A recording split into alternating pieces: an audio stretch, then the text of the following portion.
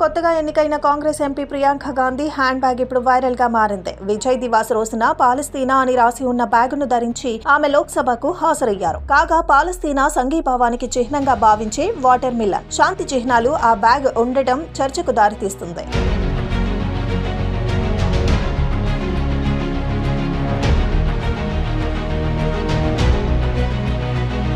ప్రియాంక గాంధీ ఆ బ్యాగ్ తో కనిపించడంపై బీజేపీ నేతలు విమర్శలు గుప్పిస్తున్నారు. ఎన్నికల్లో ప్రజలు పట్టించుకోనప్పుడు ఇలా ఏదో ఒకటి చేసి గుర్తింపు కోసం ప్రాకులాడతారని ఎద్దేవా చేశారు.